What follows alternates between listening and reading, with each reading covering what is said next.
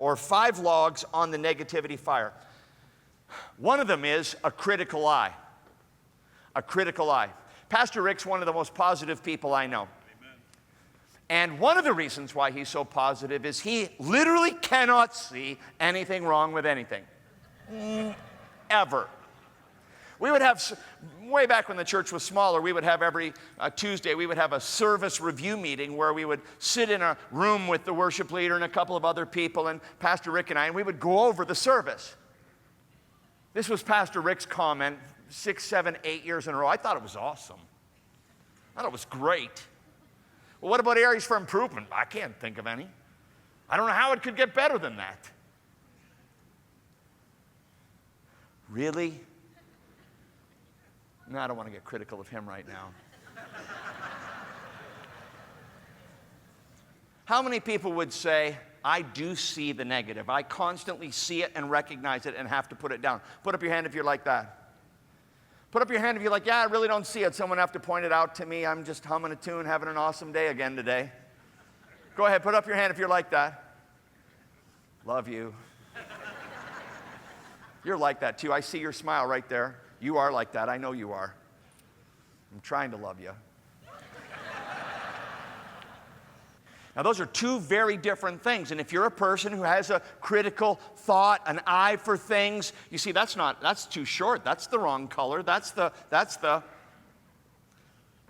second thing, wrong expectations. You have an expectation of something that isn't likely coming. That could be a log on the fire of your negativity. I relate to that a lot. Just let it go. Just let it go. It's not going to change. Critical eye, wrong expectations, negative friends. When surrounded by wrongdoers, wrongdoing comes easily. And if your friends aren't friends of faith, if your friends are friends of doubt, you hang up the phone with them, you're like, oh, I got to remember not to take her call. Because every time you do, you're going to get an earful of what's wrong with the world and wrong with her life and wrong with your hair and wrong with your this. And negativity often flows from unresolved hurt. I'll go first and say that I understand that. It has to get resolved. Sometimes you can find yourself kicking the dog when you're not mad at the dog at all. It's something else. And you can't get to the bottom of it. And so it wells up inside you and comes out elsewhere. Thank God for patient, loving spouses and friends who absorb that, but don't stay there. Let it go, move on. And then lastly, bad time management. Bad time management leads to a lot of negativity.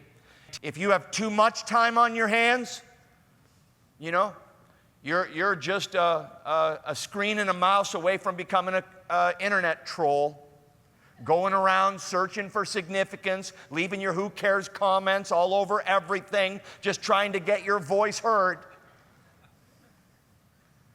No one is blessed by that. You're not helping anything.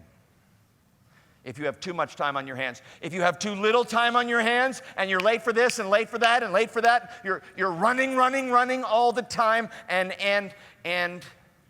this is more what I would battle. And you're looking for places and people to bear the weight of the fact that you've taken on too much. And you're going to express your frustration in that context. Better to do a lot less things.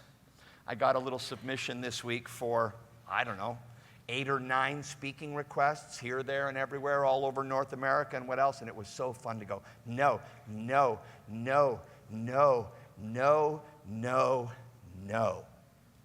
want to love my family. I want to lead our church.